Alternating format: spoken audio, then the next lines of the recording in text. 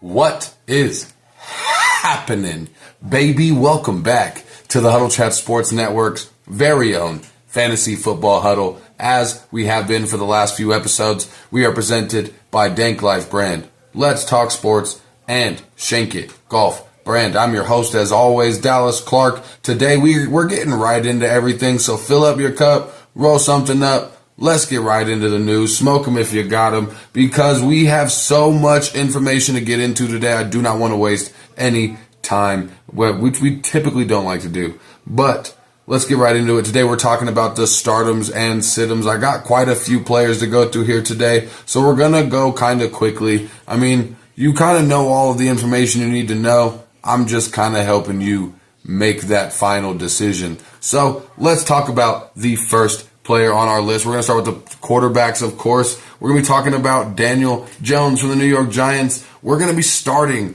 Daniel Jones from the New York Giants. Last week I had him on my sit list. We didn't have it on the video, but I wasn't starting Daniel Jones. I wouldn't have even picked him up on my roster last week. You never start Daniel Jones against the Dallas Cowboys. The Dallas Cowboys are his kryptonite. I'm definitely all away from Daniel Jones whenever you see the blue and silver on their schedule. But last week, he led the team in rushing attempts, more than Saquon Barkley, more than any other player on the team. Daniel Jones led the team in rushing attempts, had 40 rushing yards as well. Then you're looking at the matchup. The Arizona Cardinals allowed the fourth most passing touchdowns since the beginning of last year, as well as the ninth most yards since 2022. So I'm definitely going to be starting Daniel Jones. Another player I'm starting, and I didn't think I'd be saying this early, but Anthony Richardson from the Indianapolis Colts.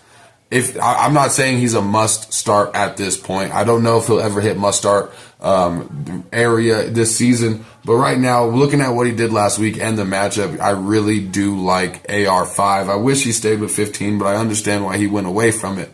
But AR5, Anthony Richardson from the Indianapolis Colts, he led the Indianapolis Colts in rushing yards last week. Now, is that always going to be the case? Absolutely not. Now, you do look at also the fact that he led the Indianapolis Colts in goal line carries as well. That's huge. Kind of like what Jalen Hurts does in Philadelphia. Shane Steichen being the old Philadelphia Eagles offensive coordinator, you can definitely see where that's coming from. Then they're playing the Houston Texans this week, and the Texans have allowed the most rushing yards to teams in the NFL by far since the beginning of last season, and they're extremely weak on the outside. The most of Anthony Richardson's rushing comes from the outside, and he's going to have something to prove this week. It's rookie on rookie, another divisional matchup. You got the Butterflies out from week one. I'm definitely all in on Anthony Richardson. Now, moving on to Dak Prescott from America's team. They won 40-0 last week, so you would think that we're going to be starting Dak Prescott. However, I am keeping him on the bench. Like I said, they won 40-0. And Dak Prescott was the 28th best quarterback in the league last week. And one quarterback at least put up 0.0 points, being Aaron Rodgers, who got knocked out of the game for the rest of the season after 3 plays. So Dak Prescott was just barely better than Aaron Rodgers, who played 3 plays this week. And his team won 40-0. You look at all the great quarterbacks, the Joe Burrows, the Patrick Mahomes, the Josh Allens that struggled this week. Their teams either lost or won barely. Dak Prescott's team had the largest offensive output of any team this week. Dak Prescott should have had way more than 6.3 fantasy points this week. The Jets just shut down Josh Allen, and that's who they're playing this week. The New York Jets defense is scary, and I definitely think it's going to be a defensive showdown. The Dallas Cowboys may only have to score 1 touchdown to actually win this game. I'm not really comfortable with Dak Prescott this week. Dakota is on the bench. Now we're moving on to the running backs. I am going to be talking about James Cook from the Buffalo Bills.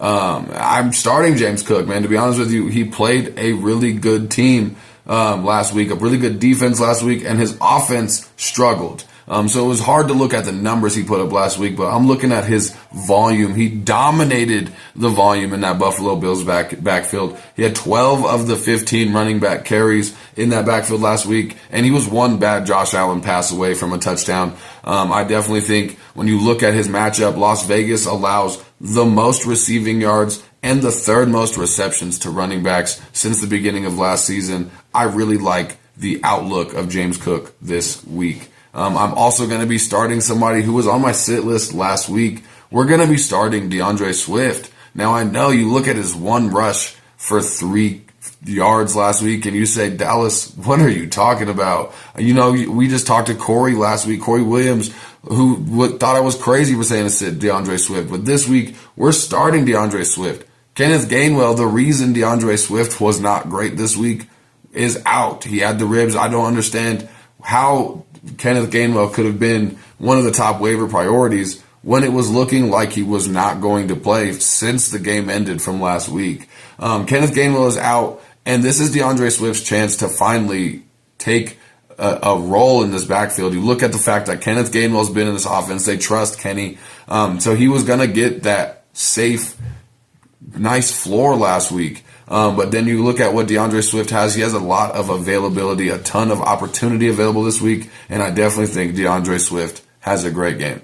Now, my sit of the week at running back this week is going to be Cam Akers from the Los Angeles Rams.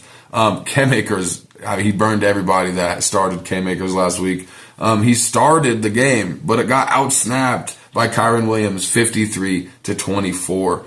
Most of his carries came in the fourth quarter and in garbage time. I do not trust Cam Akers, and I do not trust Sean McVay whatsoever. I'm keeping Cam Akers on the bench, and I'm honestly one more game like last week away from hitting the panic button on Cam Akers. Moving on to the pass catchers and finishing off this video, we're going to be talking about a big start for this week. And when I say big, I mean big Mike Williams from the Los Angeles Chargers. They're playing the Tennessee Titans. They allow the most fantasy points per game, the most yards, and the second most touchdowns to perimeter wide receivers since the beginning of last year. They also allow the most points and the most yards on deep passes, which is where big Mike Williams loves to eat. You're also looking at that high efficiency offense. A lot of offenses struggled last week, so it's going to be hard to point out what they did last week.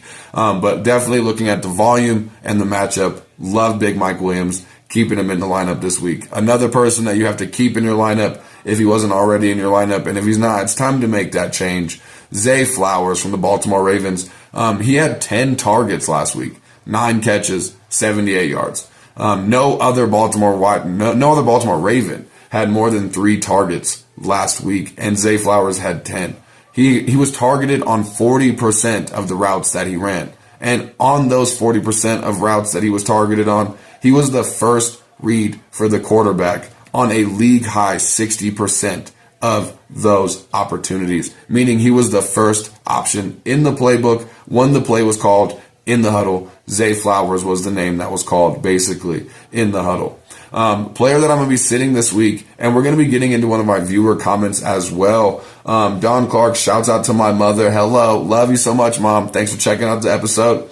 She asked, is Drake London somebody that we should be benching right now, or should we be considering maybe a flex or even a wide receiver too?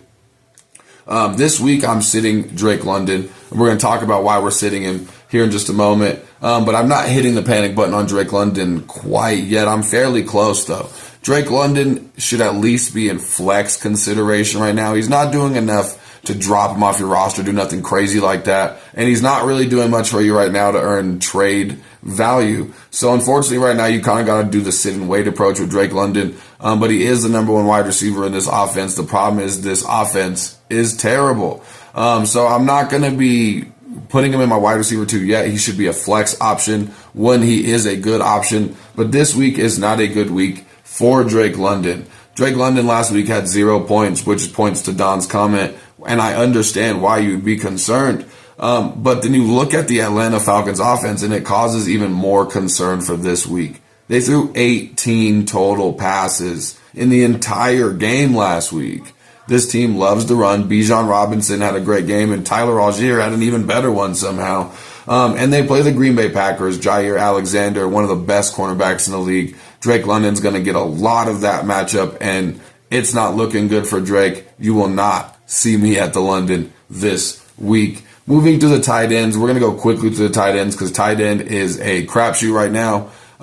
No tight end was really reliable. Not any tight end that was even really rostered put up really more than 5 points in a non-PPR format. So I got one start for you, somebody that may not even be on your roster, on anybody's roster. You could probably get him right now for free. Zach Ertz from the Arizona Cardinals. Now, I know that sounds crazy to hear, but Zach Ertz led all tight ends in targets last week with 10 targets, the same amount that Zay Flowers got last week.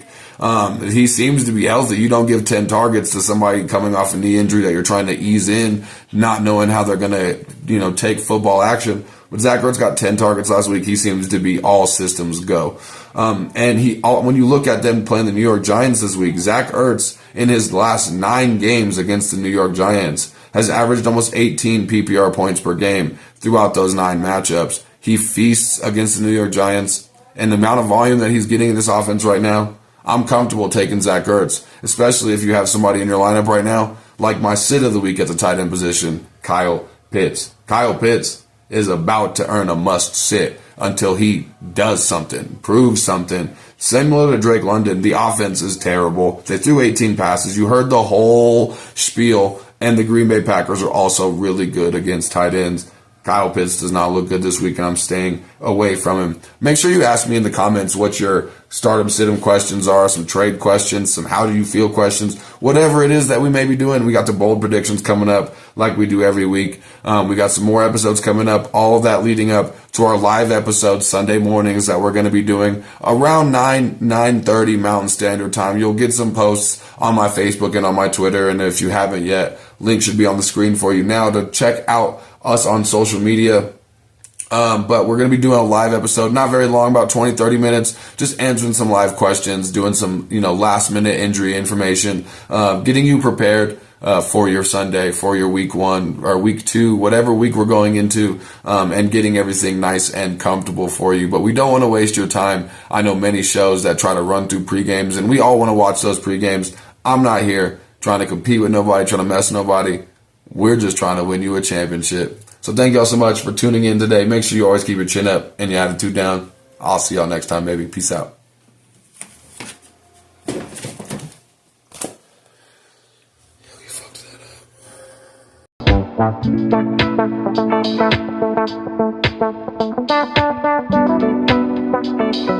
that up.